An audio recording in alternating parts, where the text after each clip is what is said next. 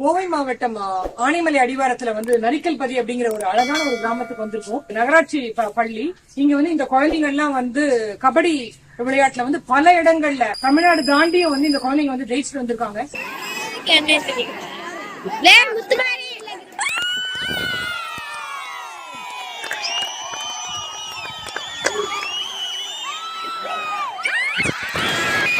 போக்குவரத்து வசதி கிடையாது. அந்த மாதிரி இருக்க இடத்துல இந்த குழந்தைகள் இவ்வளவு தூரம் போய் ஜெயிச்சுட்டு வராங்க. இப்ப மணிகண்டன், நீங்க சொல்லுங்க, எத்தனை நாளா இந்த ட்ரைனிங் கொடுத்துட்டு இருக்கீங்க? நீங்க என்ன வேலை செஞ்சுட்டு இருக்கீங்க? என் பேர் மணிகண்டன். நான் இந்த ஊர்ல படிச்ச ஊர்ல இருக்கிறேன். கூலி வேலை தான் செஞ்சுட்டு இருக்கேன். கூலி வேலை செஞ்சுட்டு இருக்கேன். எப்படி உங்களுக்கு இதுல ஆர்வம் வந்தது? ஏன் கபடிங்க? ஸ்கூல்ல படிக்கும்போது சின்ன பசங்க இருக்கும்போது விளையாண்டுது ஆரம்பிச்ச பஸ்ட் இவங்க நல்ல லெவலில் வந்தாங்க எல்லாருமே. ஆனா நீங்க ஒரு கபடி பிளேயர் கிடையாது, கரெக்டா? அப்புறம் எப்படி இந்த ஆர்வம் வந்தது? எங்களுக்கு கோச் அப்படின்னு யாருமே எங்களுக்கு நாங்களே எங்களுக்கு தெரிஞ்சது நாங்க ஷேர் பண்ணி விளையாண்டுவோம். என்னென்ன கேட்டகரிஸ்ல இருக்காங்க நம்ம கிட்ட பசங்க? Sub junior, junior, senior, super senior எல்லாமே இருக்காங்க. எந்தெந்த ஏஜ் குரூப்? கம்மி ஏஜ் குரூப் எது, அதிகமான ஏஜ் குரூப் எது? அண்டர் 12 கம்மியானது. ஓபன் பெரிய பசங்க. உங்களுக்கு ஒரு போட்டிக்கு போனோம்னா நிச்சயமா ஒரு போக்குவரத்துல ஆரம்பிச்சு ஒரு உணவு, அப்புறம் அவங்க தங்கும் இடங்கள் எல்லாம் ஆரம்பிச்சு நிறைய விஷயங்கள் தேவைப்படும். அதுக்கெல்லாம் பணம் எப்படி மேனேஜ் பண்றீங்க? முடிஞ்ச அளவுக்கு அவங்க விளையாடுறவங்களோட பேரண்ட்ஸ் பண்ணுவாங்க. அப்புறம் முடிஞ்ச அளவுக்கு பக்கத்துல இருக்காங்க பெரிய ஆளை ஸ்பான்சர் பண்ணி அவங்களோட இதுதான் போயிட்டு வருவாங்க. ஏன்னா நீங்க பேரண்ட்ஸ் சொல்லும் போது எல்லாருமே கூலி வேலை தான் போயிட்டு இருக்காங்க. அவங்களால அவங்களோட குடும்பத்தை நடத்துறதுன்றதே பெரிய விஷயம். எப்படி மேனேஜ் பண்றாங்க? அவங்கதான் எங்கேயுமே வெளியே போனதே இல்லைங்க. எங்க ஊர்ல இருந்து 6 வருஷத்துக்கு மேல ஃபர்ஸ்ட் டைம் இந்த பொண்ணு தான் போய் விளையாண்டுச்சு நேஷனல் லெவல்ல. நான் 10th படிக்கிறேன். எங்க வீட்டுல எல்லாம் பேசி அனுப்பி விடுங்க, நான் பாத்துக்கிறேன் பத்திரமா அப்படின்னு சொல்லி கொடுத்தாங்க. அதனாலதான் கேர்ள்ஸ் டீமே உருவாச்சு. பசங்க நேஷனல் போய் ஜெயிச்சுட்டு வந்தோடனே வீட்டுல இருக்கவங்களுக்கு ரொம்ப ஆர்வம் சரி பிள்ளைகளும் போய் விளையாட்டும், இப்ப பிள்ளைங்க ரொம்ப சாதிக்கிறாங்க, நம்ம பிள்ளைங்க மட்டும் என் வீட்டுக்குள்ளே இருக்கணும்னு சொல்லி அனுப்பி விட்டாங்க. ஒரு ஆளுக்கு 6000 ரூபாய் தேவைப்பட்டு நாங்க எங்கனால முடிஞ்சது கொடுத்தாங்க. அவரு தான் போட்டு கூட்டிட்டு போனாரு. ரொம்ப கஷ்டமா தானே இருந்துச்சு. அவரு எங்களை போட்டு கூட்டிட்டு போய் சாப்பாடுலாம் நாங்களே போகும்போது வெளி உலகம் பாக்குறதுக்கு நல்லா தானே இருந்துச்சு. கொஞ்சம் நிறைய பேர் நல்ல விதமா பேசினாங்க, ரொம்ப நல்லா இருந்துச்சு. பெரிய பசங்க இருக்காங்க, அவங்க நாங்களாம் ஒன்னா விளையாடும்போது ஆனா நாங்க விளையாடுறோம் எங்களுக்கு சொல்லி கொடுங்க அப்படின்னு எங்கனால எங்களுக்கு என்ன தெரியுமோ அதை இவங்களுக்கு நாங்க சொல்லி கொடுத்தோம். அதை வச்சு அவங்க என்ன ஸ்கில்ல நல்லா டெவலப் பண்ணிக்கிட்டாங்க. இந்த இவனுக்கு என்னென்ன தெரிஞ்சுட்டா வெளி ஸ்கூல் போய் படிக்கும்போது அங்க என்ன விளையாடுற பசங்களை போய் நிறைய ஃபர்ஸ்ட் நாங்க எந்த மேட்சுமே ஆடல, போய் வெளியில எப்படி விளையாடுறாங்க எப்படி பிராக்டிஸ் பண்றாங்கன்னு பார்த்து அவனுக்கு அதை வச்சு கத்துக்கிட்டு அப்படித்தான் விளையாண்டு பழகினானு. இவனுக்கு என்னென்ன தெரியுமோ அது எல்லாத்தையுமே அந்த பசங்களுக்கு சொல்லி கொடுக்க ஆரம்பிச்சாரு. அவங்க சொல்லி கொடுக்கும்போது இன்னும் ஈஸியா புரிஞ்சுக்கிறான் அந்த பசங்க.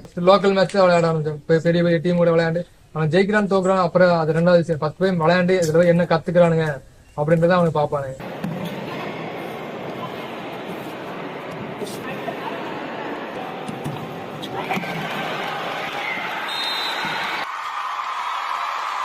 டீம் கேப்டன் இருந்தாங்க. இவன் நல்ல best defence player. Defence player. அவன் ஜூனியர் டீம்ல அவன் நல்ல பெஸ்ட் பிளேயர். இது திருப்பூர்ல நேஷனல் மேட்ச்ல வின் பண்ண டிராஃபி வச்சிருக்கிறது ஸ்ரீதேவன். ரோஹித் யாருமா? ஓ சூப்பர். சரி சரி. ரைட்ல ரெண்டு பேரும் பெஸ்ட் பெர்ஃபார்மன்ஸ் பண்ணுவாங்க. சரி சரி. சத்யேந்திரா, பத்ரிநாத், அவங்க மகேஷ், நவீன்குமார். சோ ஒரு இடத்துல இருந்து இன்னொரு இடம் கூட்டிட்டு போறது ரொம்ப கஷ்டம். அதுவும் ஒருத்தரை நம்பி இவ்வளவு பேர் அனுப்புறது அப்படின்னாக்கா வீட்டுல நீங்க என்ன சொல்லுவீங்க? அவங்க உங்களுக்கு என்ன விதமான சப்போர்ட்ஸ் கொடுப்பாங்க? பொண்ணு பசங்க வெளியில போய் விளையாடணும்னு ஆசைப்படுறாங்க எல்லாருமே. யாருமே வீட்டுல தாட்டுறது விட மாட்டோம் அப்படின்னு யாருமே சொல்லதே கிடையாது. இப்ப இந்த பொண்ணுங்க தான் வித்யா, அவங்க தான் ஃபர்ஸ்ட் போய் பாண்டிச்சேரி வெளியே விளையாண்டு வந்தாங்க. அதுக்கப்புறம் தான் இந்த ஜூனியர் டீம் உருவாச்சு.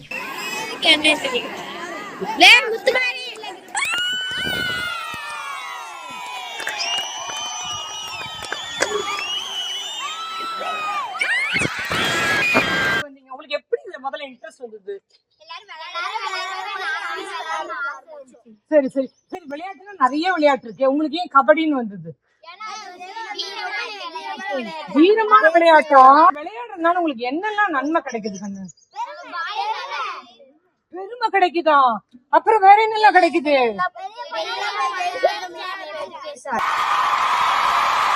சமீபத்துல கூட ஒரு ஹாஸ்பிட்டல்ல பார்த்தா அந்த பையன் ஹாஸ்பிட்டல்ல கொண்டு போட்டுட்டாங்க. அப்படியும் அவன் கேம் ஆடுற மாதிரியே அவன் கை போய்கிட்டே இருக்கு. டாக்டரால அவங்க ட்ரீட்மெண்ட் கொடுத்துட்டு இருக்காங்க. சோ இந்த அளவுக்கு மொபைல் பசங்க அதுல அடிக்ட் ஆகி அவங்க தன்னோட சுயநினைவே இழக்கிற அளவுக்கு இருக்கு. உங்களுக்கு மொபைல் போனுங்கிறது எப்படிமா தோணுது? மொபைல் போன் அதிகமா யூஸ் பண்ணா படிப்பு கெட்டுரும். மொபைல் போன் அதிகமா யூஸ் பண்ணா கண்ணு கெட்டுரும். முடியாது, மூளையே இதுவாயிடும். விளையாடணும். ஆரோக்கியமான விளையாட்டு விளையாடணும்ன்றாண்டா. மொபைல்ல நம்ம மட்டும்தான் விளையாட முடியும். இது மாதிரி கபடி இது மாதிரி விளையாண்டா நம்ம ஃப்ரெண்ட்ஸோட ஜாலியா விளையாடலாம். டெய்லி ஸ்கூல் போயிட்டு 4 மணிக்கெல்லாம் ஸ்கூல் விட்டுருவாங்க. விட்டதுக்கு அப்புறம் டியூஷன் நடக்குது. டியூஷன் 5 மணி வரைக்கும் நடந்துட்டு டியூஷன் முடிச்சுன்னா எல்லாம் வீட்டில் போய் ஃப்ரெஷ்ஷாக போயிட்டு கிரவுண்ட் வந்துடுவாங்க. எங்கேயுமே அவங்க கிரவுண்ட் வந்து எல்லாருமே கிரவுண்ட் வந்து அவங்க ப்ராக்டிஸ் அவங்க ஆரம்பிச்சுட்டாங்க கம்பெனி. நீங்க வந்து இப்போ கூலி வேலை தான் செய்யறேன் அப்படின்னு சொன்னீங்க. அதுல வந்து பெரிய வருமானம் இருந்துராது. அண்ட் உடல் உழைப்பு அப்படிங்கிறது வந்து ஒரு நாள் முழுக்க இருக்கும். அதை முடிச்சுட்டு வந்து எப்படி இந்த பிராக்டிஸ் நடத்துறீங்க? கவர்மெண்ட் சமூக வலைதளத்துல வந்து ஃபேஸ்புக்கு இந்த வாட்ஸ்அப் குரூப்ல லிங்க் இருக்கு. அவங்க வந்து அந்த பிடி மேட்ச் நிறைய தெரிஞ்சவங்க இருக்காங்க. அவங்க மூலியமா இந்த மாதிரி மேட்ச் நடக்குன்னு சொன்னாங்கன்னா நான் அங்க போறதுக்கு வந்து பசங்கள்கிட்ட சொல்லுவேன். இப்போ அவங்க வந்து ஆர்வம் வந்து போலான்னு சொன்னாங்கன்னா அதுக்கு அமௌண்ட் ரெடி பண்ணி பக்கத்துல ஸ்பான்சர் குடிச்சு அதர் ஸ்டேட் எல்லாம் போகும்போது 40,000 40,000 மிகப்பெரிய அமௌண்ட். எப்படி நீங்க வந்து இவ்வளவு பெரிய அமௌண்ட்டை சமாளிச்சு அந்த இடத்துக்கு போய் ஒரு அசம்பிள் ஆகி அதுவும் அவ்வளவு அழகா கப் அடிச்சுட்டு வரீங்க? எப்படி இது சாத்தியமாகுது? நாங்க விளையாடுறத பார்த்து வெளியில இருக்க அந்த பெரிய பெரிய ஆளு தோட்டத்துக்கு கவுண்டரு அவங்க வந்து சப்போர்ட் பண்ணுவாங்க. அவங்க விளையாட்டுல ஆர்வம் இருக்கு. அவங்க வந்து அப்ப நீ போயிட்டு வாங்கன்னா அவங்க வந்து பணம் உதவி. மற்றது வந்து பசங்க அவங்க வீட்டுல அவங்களே காசு சேர்த்தி இவங்களே சேர்த்திப்பாங்க. சேர்த்திப்பாங்க. இப்ப ஏதாவது ஒரு டீம் போகுதுன்னா மற்ற டீம்ல இருக்க எல்லா பிளேயர்ஸும் சேர்ந்து காசு போட்டு அந்த டீம் அனுப்பிச்சு வைப்பாங்க.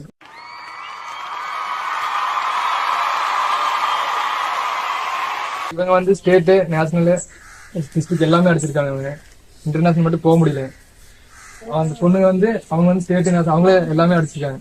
இந்த பொண்ணு பேர் கனிஷ்கா. இந்த பொண்ணு தான் ஜூனியர் கேர்ள்ஸ் டீமோட கேப்டன். இவங்க வந்து பாண்டிச்சேரியில போய் நேஷனல் லெவல் அடிச்சுட்டு வந்தாங்க. தஞ்சாவூர்ல வந்து ஸ்டேட் லெவல் அடிச்சாங்க. அப்புறம் திருப்பூர்லயே ஸ்டேட் லெவல் மாதிரி விளையாண்டாங்க. இவன் பேர் ராகுல். இவன் தான் இந்த ஜூனியர் பாய்ஸ் டீமோட கேப்டன் ஆல்ரவுண்டர் எல்லாமே இந்த பையன் தான். தஞ்சாவூர் அப்புறம் திருப்பூர்ல போய் ஸ்டேட் நேஷனல் விளையாண்டு வந்தாங்க. விளையாண்டு வின் பண்ணிட்டு தான் வந்தாங்க. இந்த பொண்ணு சப் ஜூனியர் பேர் தேஜு. இந்த பொண்ணு சப் ஜூனியர் கேப்டன். இது வந்து இப்பதான் ஃபர்ஸ்ட் டைம் போய் தஞ்சாவூர்ல போய் ஸ்டேட் லெவல் விளையாண்டு வின் பண்ணிட்டு வந்தாங்க. அண்டர் 10 10 வயசுக்குள்ளே. சூப்பர். நல்ல சப் ஜூனியர் இவன் கேப்டன், வைஸ் கேப்டன். இவங்க வந்து சப் ஜூனியர். இவங்க என்ன இந்த மேட்ச் விளையாடல. இதை இப்பதான் பிராக்டிஸ் பண்ணிட்டு இருக்காங்க.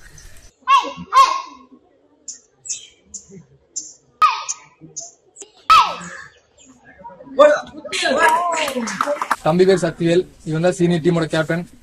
இந்த எல்லா டீமுக்கும் இவன் தான் எனக்கு அப்புறம் இவன் தான் எல்லாம் பாத்துட்டு இருக்கிறான். நிறைய மேட்ச்ல விளையாண்டு வின் பண்ணி கொடுத்துட்டு இருக்கிறான்.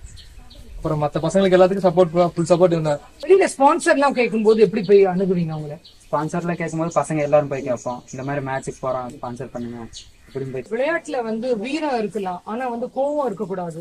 ஏன்னா கோவம் இருந்தா நம்ம எல்லாமே தப்பா பண்ணிடுவோம். அண்ட் விளையாட்டுக்கும் அது ஃபவுல்னு சொல்லிட்டு நம்மள வெளியேற்றிடுவாங்க. யோகா, மெடிடேஷன் அந்த மாதிரிலாம் கூட தியானம் கூட பண்ணுவாங்க.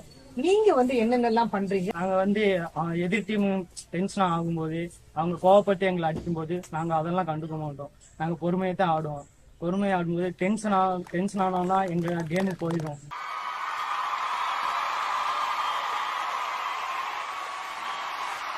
இந்த பனியன் ரொம்ப அழகா இருக்கே. Kings of kabaddi. நிஜமாவே kings and queens of kabaddi தான் நீங்க எல்லாருமே. இது எப்படி எங்க தயாரிச்சாங்க என்னன்றது சொல்லுங்க. இந்த டிசைன் எங்களுக்கு பிடிச்சனால நாங்களே போட்டுக்கிட்டோம். இது வந்து நாங்களா காசு போட்டு அடிச்சது. இந்த பிள்ளைங்க நல்லா விளையாடுறத பார்த்துட்டு இவங்களுக்கு இந்த ஜெர்சி ஸ்பான்சர் பண்ணாங்க. வெறும் பேண்ட் மட்டும் தான் போட்டுக்கணும் மாதிரி. அப்புறம் வேற என்ன கல்வியில பண்ணக்கூடாது? கோடு போட்டா பிடிச்சி இழுத்துருவீங்களா? காதுல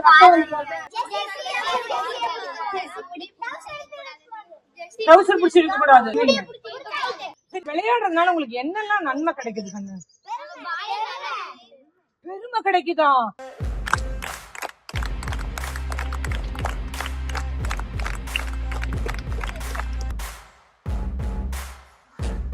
ஜெயிச்சவங்க மனநிலைமை எப்படி இருக்கும்? தோக்குறவங்க மனநிலைமை எப்படி இருக்கும்? கவலையா இருக்கும். அப்பயும் சந்தோஷமா இருக்கும்.